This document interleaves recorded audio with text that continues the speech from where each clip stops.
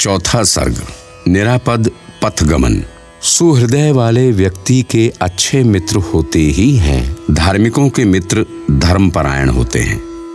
व्यसनियों के निश्चित रूप से व्यसनी मित्र होते हैं।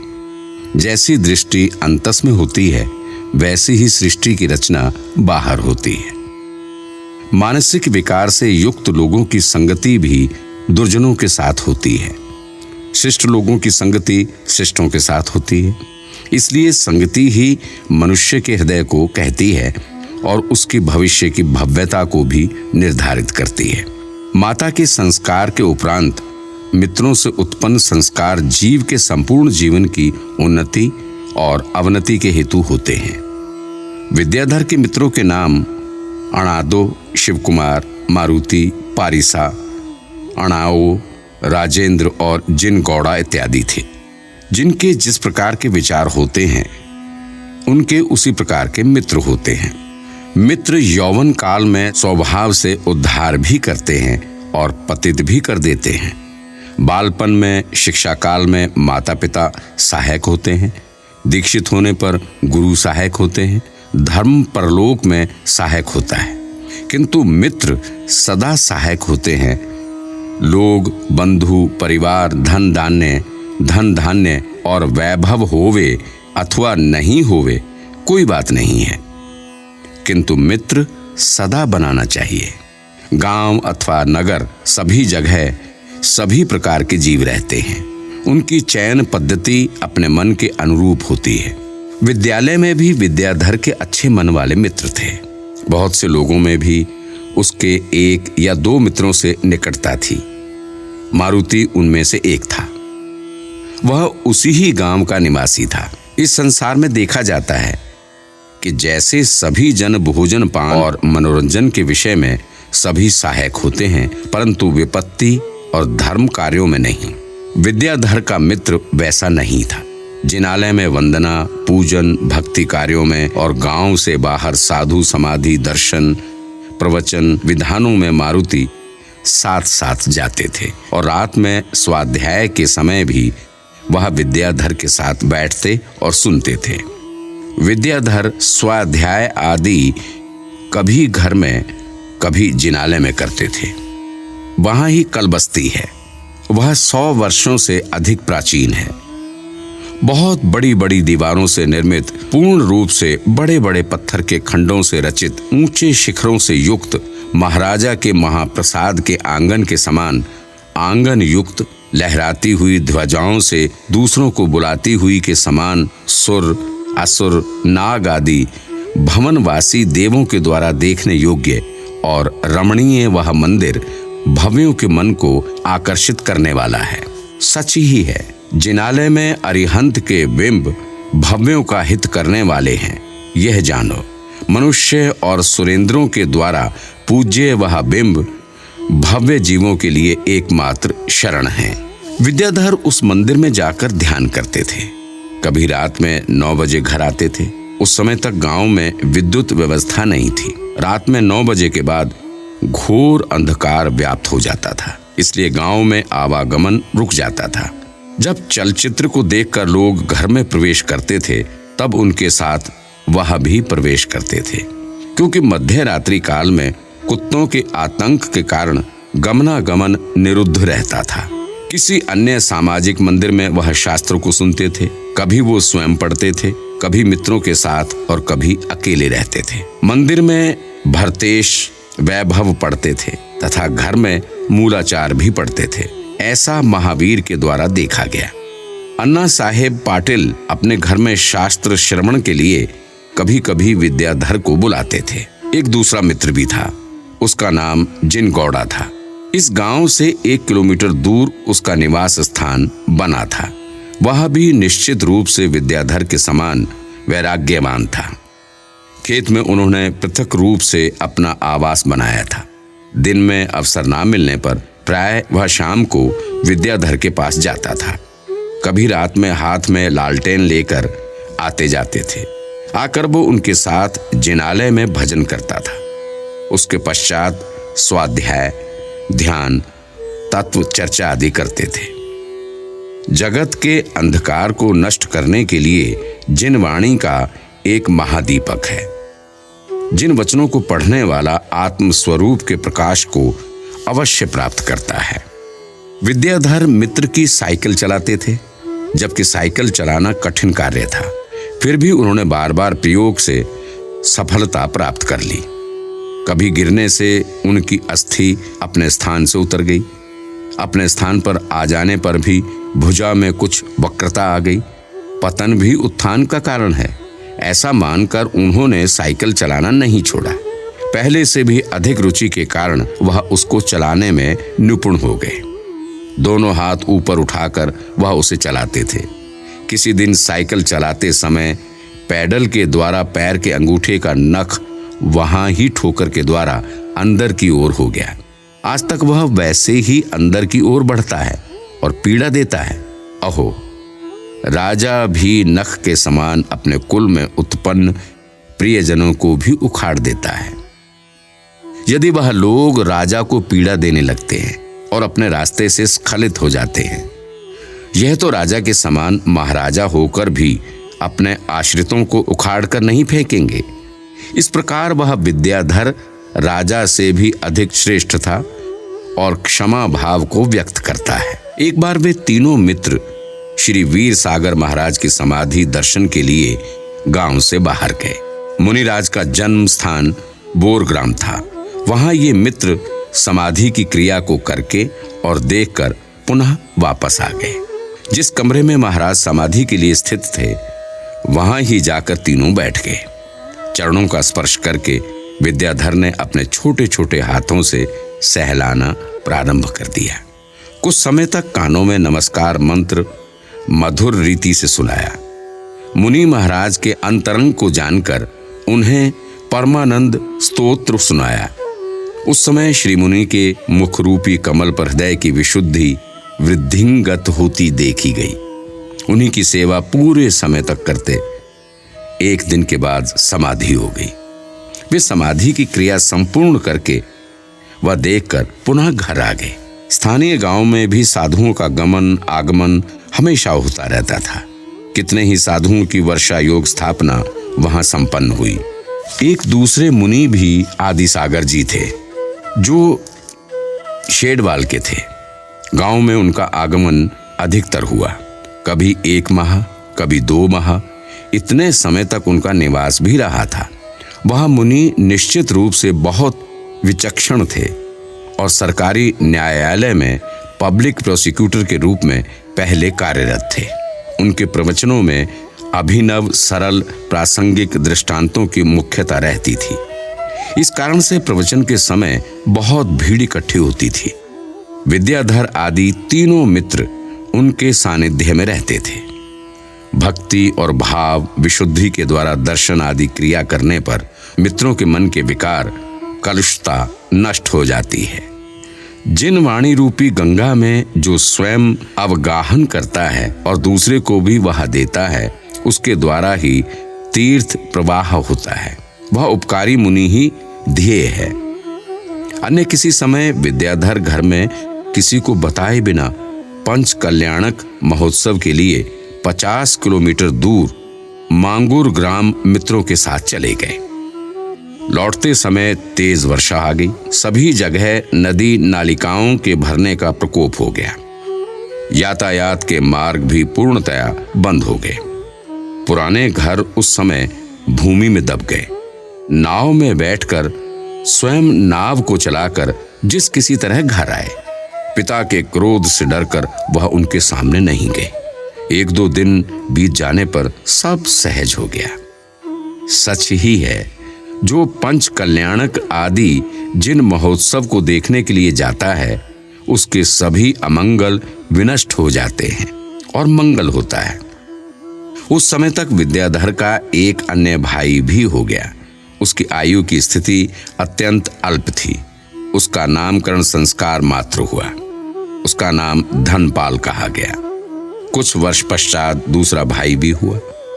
वह भाद्र मास की अनंत चतुर्दशी से कुछ समय पहले जन्म लिया, इसलिए उसकी प्रसिद्धि अनंत नाम से हुई। सभी महीनों में भादों का माह अच्छा है।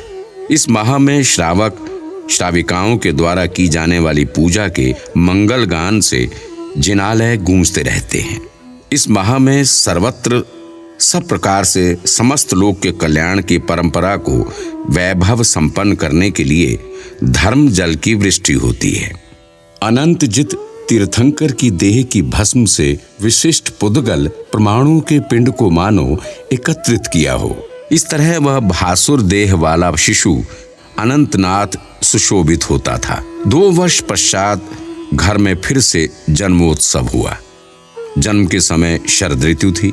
उस ऋतु में मेघ रहित आकाश में निर्मल शीतल किरणों के समूह के प्रसार से चंद्रमंडल का सुधा रस बढ़ा हुआ रहता है तथा जिनेंद्र देव प्रणीत धर्म के समान दूर तक दिशा पथ फैला दिखाई देता है।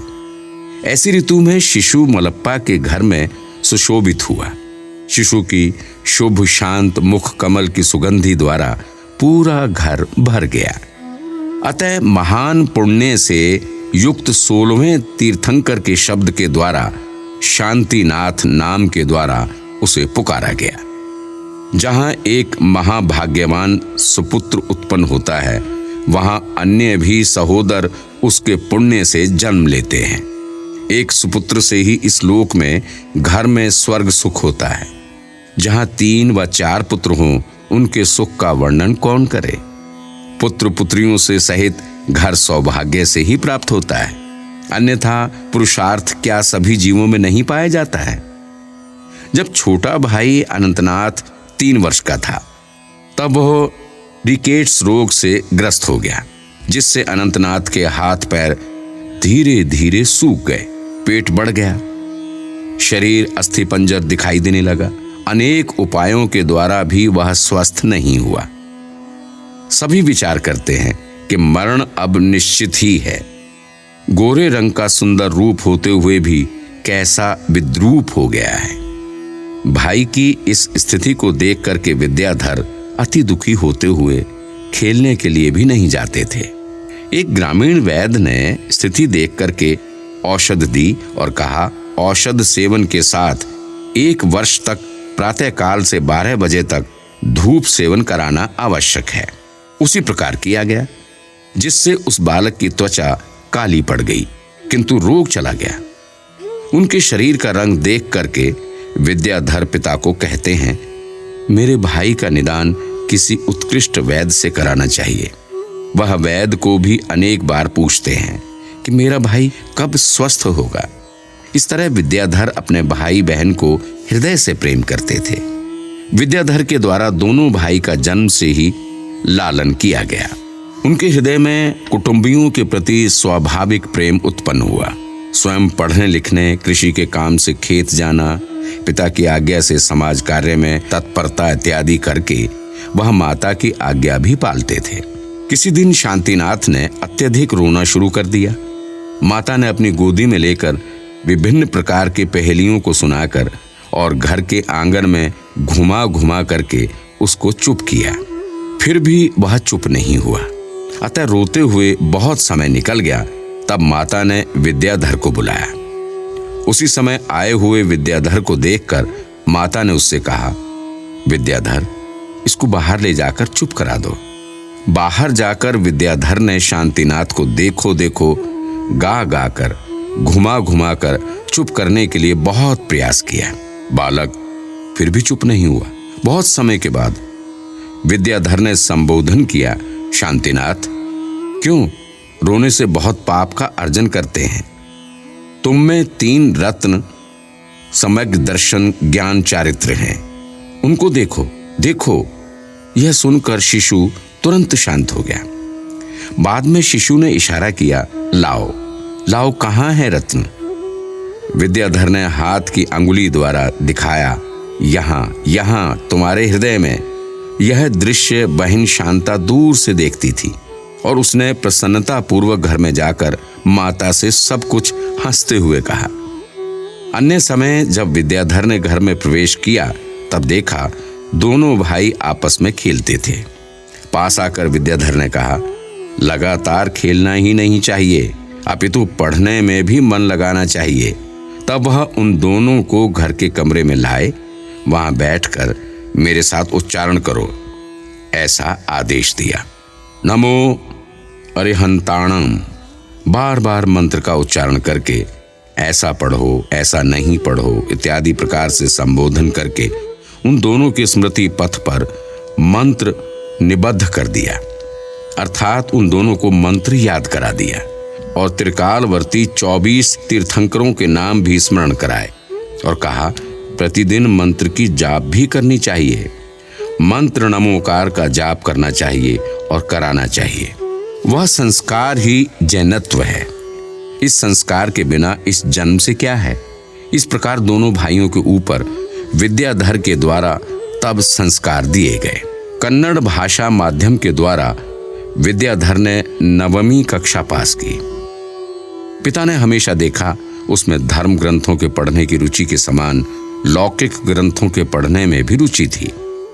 अधिक पढ़ने से क्या लाभ, ऐसा कभी मलप्पा ने पूछा। विद्याधर ने सहजता से कहा, पढ़ने से ही बुद्धि का विकास होता है। इसके द्वारा उच्च स्तरीय यांत्रिक विभाग में इस समय के वैज्ञानिक छात्रों के समान कार्यरत हो जाऊंगा। ज्ञानावरण का क्षय उपशम से उत्पन्न क्षयोपशम गत मिश्र भाव होता है। उस मिश्र भाव से ज्ञान उत्पन्न होता है। उस ज्ञान से उत्पन्न विज्ञान ऐसे कार्य में लगाता है, यह ठीक प्रतीत नहीं होता। पिता ने कहा, फिर यह हमारी आई हुई कुल परंपरा के अनुकूल कार्य नहीं है। कृषि ही उत्तम कार्य है, व्यापार मध्यम है, सेवा कर्म तो जघन्य है। इसलिए कृषि की अच्छी वृद्धि के लिए अपनी बुद्धि को लगाना चाहिए। और यह न केवल विचारी गई बात है, अपितु अनुभूत है। मेरे द्वारा भी पहले बहुत प्रकार के कार्य करने की योजना बनाई गई, फिर भी सफल नहीं हुई। इससे निश्चित किया गया कि कृषि ही करने योग्य है, इसलिए आगे पढ़ना आवश्यक नहीं है। उत्तम कृषि कार्य है, मध्यम वाणिज्य से तथा दूसरे की सेवा से जीवन चलाना जघन्य है। यह पूर्व परंपरा से चला आ रहा है। विद्याधर पिता के वचनों को सुनकर कुछ भी उत्तर नहीं दे सका। मन के भावों को मन में ही रखकर वह बैठ गया। पिता की आज्ञा को पूरा करने के लिए वह कृषि कार्य में लग गया। फिर भी उसके मन में एक विचार सदा ही आंदोलन करता था कि मेरे मन में पढ़ने की इच्छा है, उसकी शांति कैसे हो। शिक्षा की वृद्धि के बिना जीवन निष्फल प्रतीत होता है। सच ही है, बुद्धि का बल समस्त बलों में प्रधान है। बुद्धि से विहीन मनुष्य पृथ्वी पर भारभूत हैं। प्रशिक्षण के बिना बुद्धि का विकास नहीं होता है। इसलिए बुद्धि का अर्जन करने के लिए प्रयास करना चाहिए। उस समय वो लगभग 14 वर्ष के थे। मित्रों के साथ बैठकर वह ज्ञान की प्रतिदिन नई नई वृद्धि करते थे।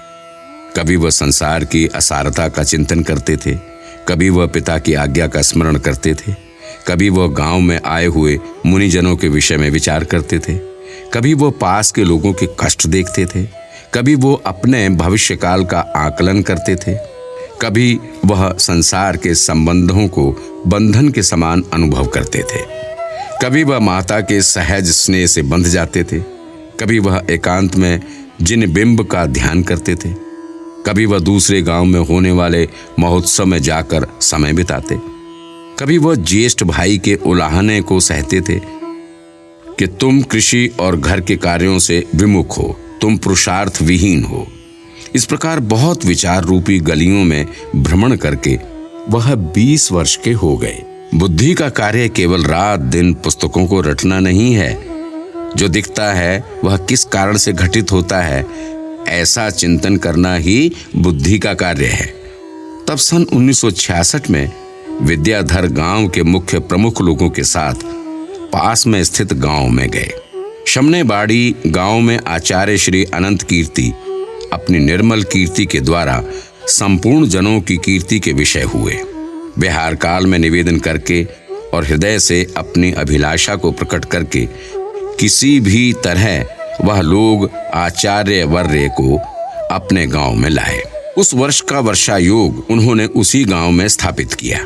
महाराज अस्ताचल को प्राप्त सूर्य के समान अपनी आयु की पर्याय को मंद गति से व्यतीत कर रहे थे। सहस्त्र नाम पाठ को पढ़कर विद्याधर ने महाराज के समीप स्थित होकर अपनी मन की इच्छा को कहा, भगवान, घर संबंधी कृषि आदि कार्य निरर्थक प्रतीत होते हैं। जिनागम को पढ़ने की तीव्र अभिलाषा मन में है, वह कैसे पूर्ण हो, यह दिग्दर्शन आपसे चाहता हूं। आप ही मेरे हृदय को अच्छी प्रकार से जानते हो, अतः आपके समक्ष मैंने अपना अभिप्राय प्रकट किया है। यौवन काल में धर्म में जो रुचि करता है उसे निकट भव्य जानो। वास्तव में साधु ही योग्य को जानता है, इसलिए साधु के द्वारा दिया गया दिशा निर्देश ही श्रेयस्कर है। एक क्षण अच्छी तरह सोचकर श्री मुनि समस्त होनहार को जान गए, इसलिए कहा, विद्याधर सुनो, इधर दक्षिणा पथ में कोई भी मुनि जिनागम के अध्येता नहीं है। हाँ, उत्तरा पथ में अभी एक आचार्य देव हैं और जिनका प्रभाव दिग्दिगांतर में व्याप्त है और अध्ययन चरम सीमा पर है। इस युग के विद्वानों का परिचय भी उनको है। दक्षिण के होने के कारण उनसे तुम्हारा परिचय भी सुलभता पूर्वक हो जाएगा। अतः उनके पास जाओ।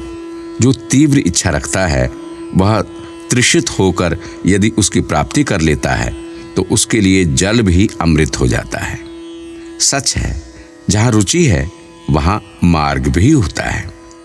गहन वन में भटके हुए राहगीर को दिशा लाभ के समान, युद्ध के उद्देश्य से निकलते हुए पवनजय को विरह प्राप्त चकवा चकवी के दर्शन के समान, अत्यंत घनघोर अंधकार से व्याप्त रात्रि में दुखी हुए को अचानक बिजली की चमक के समान, स्वर्ग की उपपाद शैया से उठे हुए देव को पूर्व भव के हुए बोध के समान, चिरकाल से चले आए राजरोग के रोगी को कुशल वैद्य की प्राप्ति के समान, महागर्त में गिरे हुए और प्रतीक्षा करते हुए दिग्गज को किसी परिचित का मुख दिखाई देने के समान, विद्यार्थ गिरी पर उत्पन्न विद्या सिद्धि के लिए अत्यंत आतुर विद्याधर को मंत्र मात्र की जानकारी के समान, नैगमनय की मुख्यता वाले को मुक्ति प्राप्ति के समान, विद्याधर को आज सम्यक विद्या विधि की प्राप्ति हुई।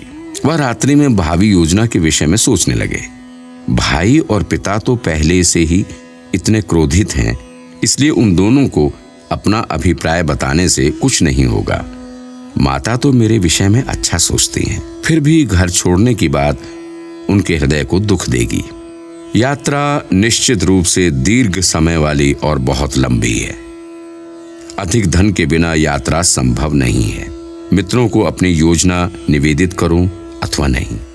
यदि नहीं कहूंगा तो धन की व्यवस्था भी नहीं होगी। धर्म कार्य के लिए चोरी करना भी उचित नहीं।